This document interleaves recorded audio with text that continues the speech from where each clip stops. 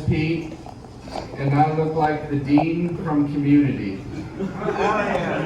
I'm just going to go ahead and get that one out of the way so that you don't all feel the need to tell me after the show that I look like the dean from Community. It happens every single open mic. And every time it happens, someone gets angry that I get angry about it. Like, dude, he's hilarious. As though that'll make me feel better. So I'm learning to make peace with the fact that I apparently bear a resemblance to Academy Award winner Jim Rash. But here's the twist. If you tell me that I look like the dean from Community, I will tell you who you look like. So it'll be like, dude, you look like the dean from Community. Cool. You look like the bloated corpse of Senator Ted Cruz. That's your future, folks. I do not actually look like the dean from Community as much as I'm a bald white man with glasses, and we all look alike.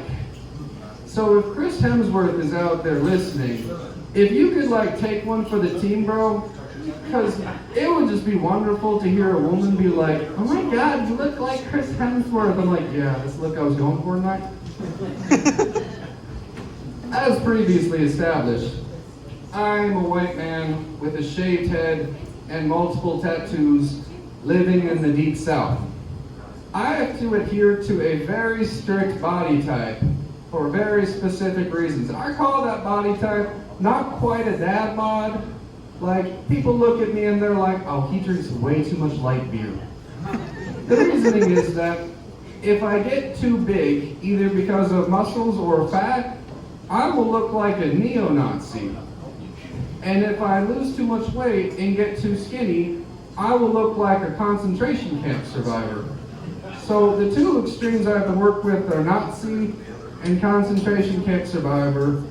I didn't make these rules, that's society.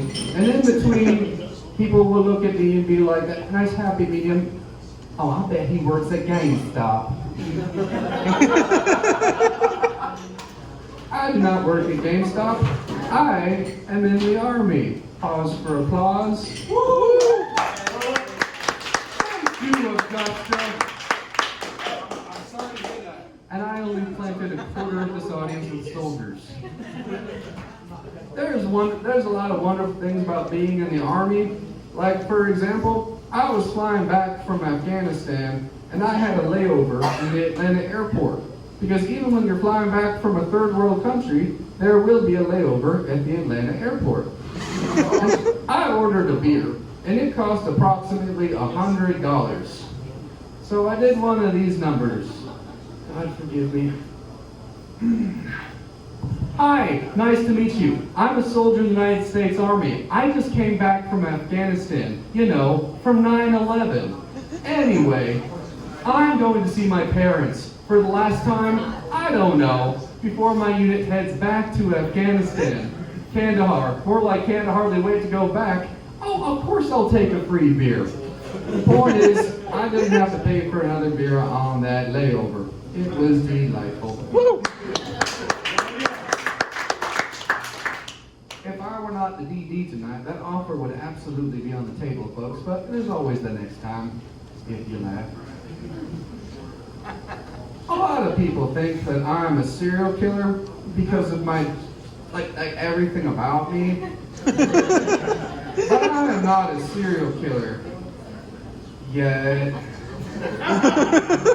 There is always time for it. Like, I feel like it could be a fun midlife crisis hobby.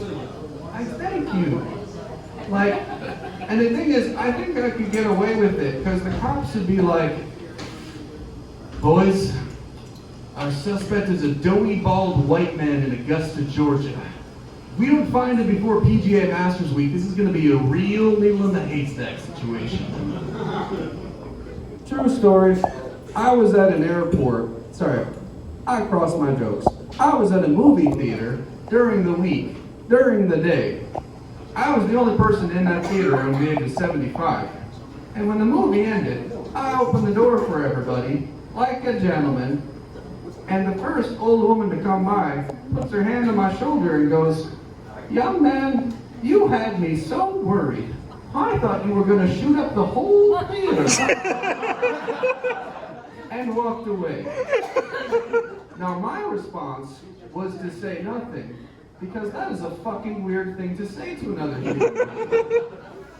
But what I could have said was, funny enough, I actually was here to shoot up the theater. But the moment the film started, my eyes were glued to the screen. By the time I remembered what I came here for, the ending credits are rolling, and I'm like, oh, missed that window of opportunity. So the next time I'm going to commit mass murder, I'm checking Rotten Tomatoes first. I will not have an opportunity to tell that lady what I wanted to, because that was a few years ago, and she was old, so she is probably dead now.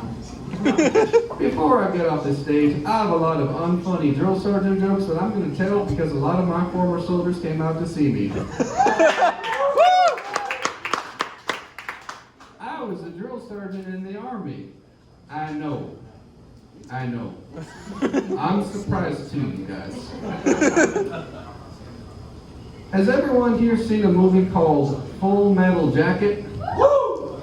Alright, cool. I heard like 3 whoops. Alright, the cool thing about being a drill sergeant is that I don't need to explain what that is to civilians.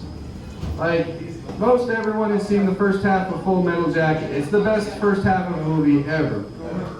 For those of you who have not seen it, it is a movie about a bunch of Marine recruits who are getting ready to go to Vietnam, who are tortured by their drill instructor, who is then shot by the fat crazy guy in the back.